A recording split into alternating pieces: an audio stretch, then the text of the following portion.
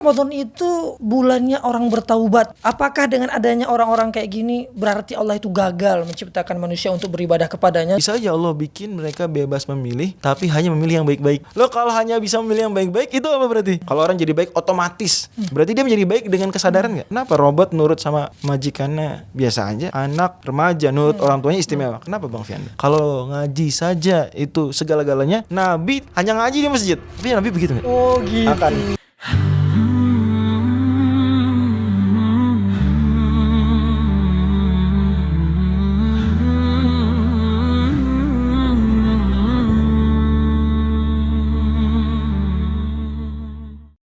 Gimana Bang Fianda Ramadannya? Kacau Ustaz, kacau. Kenapa kacau? Jadi anak kan dari kampung pedalaman lah ini Ustaz ya. Masya Allah. Jadi vibes Ramadan di sana tuh wah masih terasa lah Ustaz. Mau bukaan, orang udah siap-siap ya kan, sahur, tarawih. Maksudnya masih terasa vibes Ramadan. Beliau Ustadz Nur Fajri Ramadan, seorang ulama muda, beliau seorang hafiz Quran dan pemegang sanad 10 qiraat. Juga penulis buku Quran Mapping dan beberapa buku lainnya yang umumnya ditulis dengan bahasa Arab. Kemudian beliau adalah seorang anggota Komisi Fatwa Metodologi MUI Pusat, peneliti di Fakultas Hukum UI, dan direktur syariah di www.learnquran.co.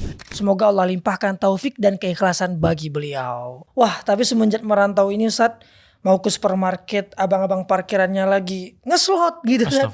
Mau tarawih ada kakak-kakak yang busananya, waduh, lagi nunggu dijemput gitu kan. Jadi kayak, wah, kan katanya Ramadan itu bulannya orang bertaubat gitu ya. Bulannya Allah itu memberi ampunan. Ya, bulan ibadah. Bulan ibadah lah Ustaz ya. Apakah dengan adanya orang-orang kayak gini berarti Allah itu gagal menciptakan manusia untuk beribadah kepadanya Ustaz? Wah, iya. Kira-kira gimana tuh Ustaz? Ya benar sih, memang ada ayat ya kan terkenal. Surat Az-Zariyat ayat 56 ya, wa ma khalaqatul jinna wal insa illa liya'budun. Ya betul. Tidaklah aku ciptakan kata Allah jin dan manusia kecuali untuk beribadah kepadaku. Terus ketika ada orang ternyata nggak beribadah, nggak beriman bahkan, ya, berarti gagal? Jawabannya enggak. Karena liya'budun di situ itu istilahnya dalam dunia linguistik dia purposive clause. Ini disebutkan untuk sebuah tujuan. Jadi tujuan diciptakan ini supaya mereka ini idealnya misinya adalah mengabdi. Sebenarnya lebih enak menerjemahkannya mengabdi. Karena kalau beribadah orang sering mengkonotasikan dengan apa ibadah ritual ya. Padahal ibadah kan luas maknanya. Tapi mengabdi kepada Allah. Tapi kalau ada yang nggak mengabdi, ya udah berarti dipersilakan dan siap menanggung apanya? Konsekuensinya. Allah sudah firmankan kan di surat Al-Kahfi misalnya, populer ayatnya, faman syaa falyu'min wa man syaa falyakfur. Siapa yang mau dia ingkar ya ingkar. Kalau mau beriman ya beriman.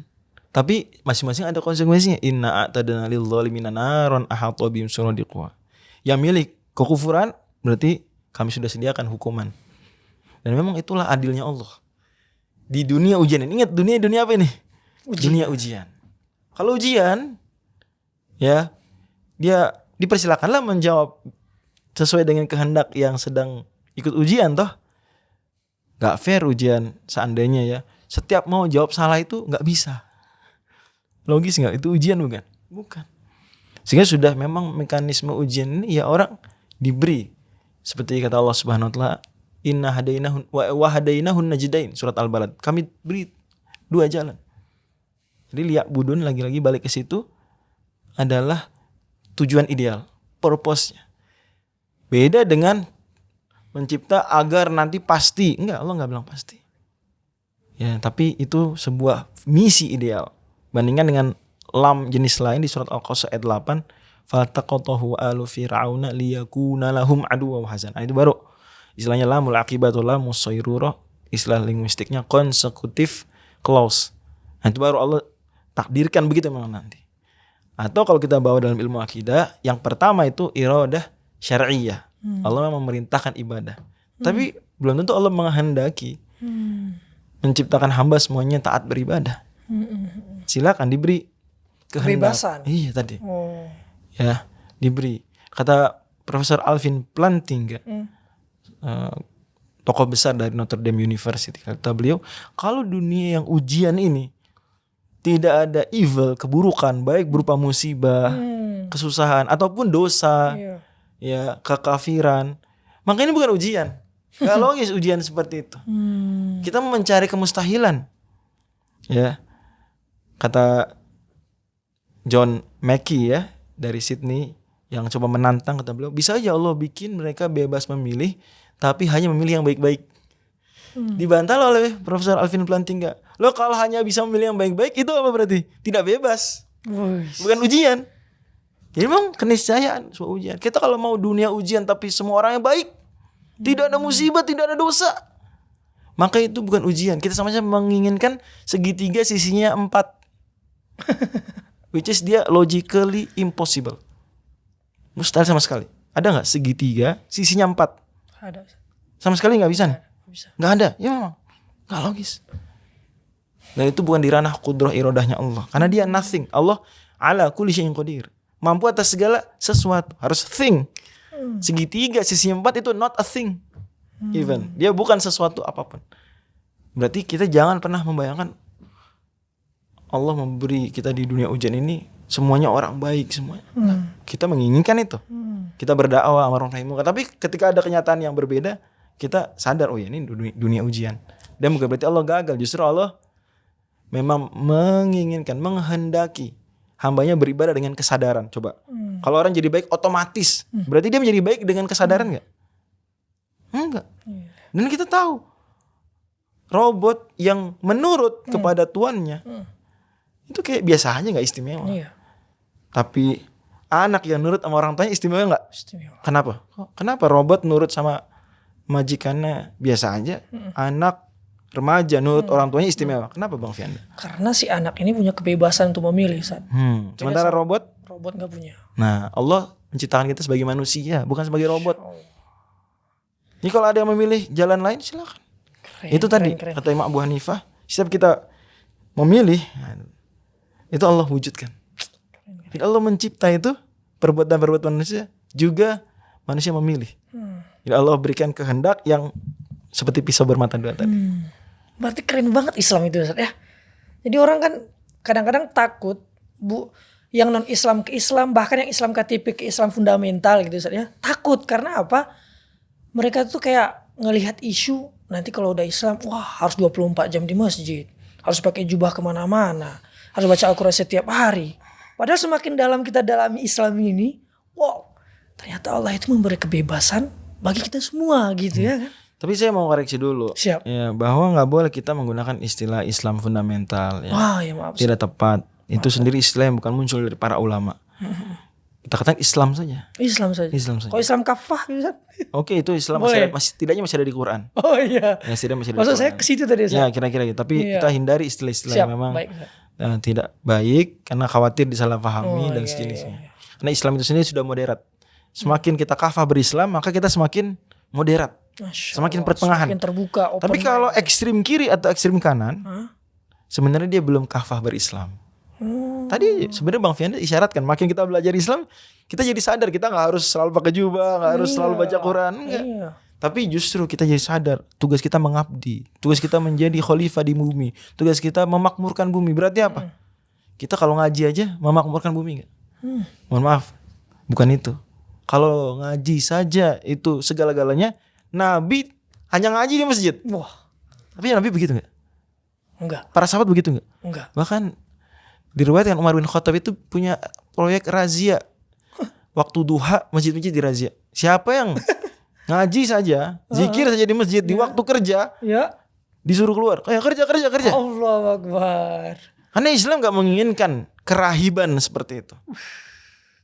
Menjadi orang yang hanya di masjid, apalagi tidak bergaul dengan masyarakat. Terus kita bergaul dengan masyarakat, berdakwah. Gitu. Betul. Kadang-kadang gitu tuh Ustaz. Sebelum hijrah sama setelah hijrah lebih ekstrim setelah hijrah, Ustaz. Berarti belum kafah. Lanjutkan menuntut ilmunya, gitu. akan berkurang dan hilang tuh. Kayaknya dulu lo asik-asik aja sih, kita masih hahihi. Sekarang udah rajin sholat, ngelihat gue itu kayak ngelihat setan beneran gitu. Terus yang harusnya kita kritisi adalah kesalahan, bukan orang. Ini berhubungan dengan topik sebelumnya juga. yang kita pernah bahas waktu itu, gimana kalau kita dosa udah menumpuk. Nah, hati-hati kita jangan sampai keliru membedakan antara dosa dengan pelaku dosa. Termasuk ketika bicara diri sendiri. Ada buku bagus ditulis oleh Dr. John Price Tengmi, judulnya Shame and Guilt. Jadi kita ketika menyadari diri salah atau orang lain salah, itu jangan dari si shame, mempermalukan diri, saya emang orang bejat apa enggak, tapi dari si kelakuan. Termasuk orang lain juga. Jadi kita mengoreksi orang atau mengoreksi diri, koreksi kelakuan. Dirinya sendiri selalu punya kesempatan menjadi orang baik. Teman kita yang mungkin masih belum baik berislam, kita lihat dia keliru perbuatannya. Orangnya masih punya kesempatan. Gitu. Nabi Lut sendiri, coba Nabi Lut, kurang apa Nabi Lut berdakwah kepada kaumnya? Bagaimana parahnya kaumnya Nabi Lut? Tapi di surat Asy-Syu'ara, ya, di ayat 168 ya, coba nanti dicek Bang Afan. Nabi Lut mengatakan, qala inni li'amalikum minal qalin. Aku membenci perbuatan kalian. Bayangkan Nabi Lut bilang apa? Aku membenci perbuatan kalian. Ini li'amalikum, amal kalian, minal qalin, membenci. Itu kan membenci kalian tapi membenci amal, perbuatannya. Justru dakwah itu wujud kita apa? Cinta kawan kita. Taubat wujud kita cinta diri kita. Jadi ketika kita bertobat jangan membenci diri, nggak boleh. Salah juga kalau diajarkan taubat itu artinya menyalah-nyalahkan diri. Enggak, nanti jadi putus asa. Tapi kita salahkan perbuatan kita. Kita katakan itu bukan diri saya sebenarnya, atau itu saya perbuatannya keliru. Diri saya masih punya kesempatan jadi baik. Mudah-mudahan Allah SWT selalu teguhkan kita. Betul. Masya Allah. Padahal itu Nabi Lut tadi kan LGBT itu ya. Wah. Dan tidak hanya dia homoseksual. Melihat orangnya gak najis-najis kayak kita ngelihat orang yang berdosa gitu ya. Masya tetap Allah. Bergaul, tetap mempersilahkan menyambut tamu dan sejenisnya. Masya Allah Akbar guys.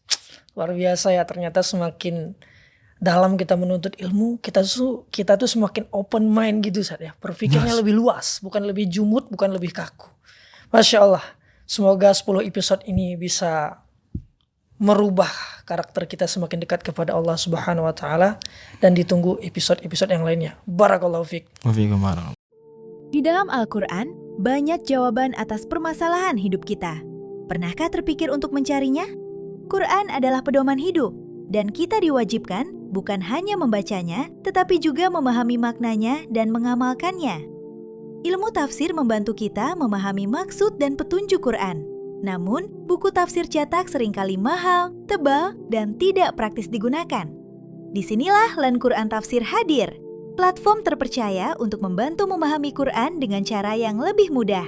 Tersedia berbagai tafsir populer yang direkomendasikan ulama, lengkap bersama ayat serta terjemahannya, navigasi yang mudah, konten yang berasal dari ulama, serta fitur terbaru, eksplorasi Quran dengan artificial intelligence untuk bertanya secara alami.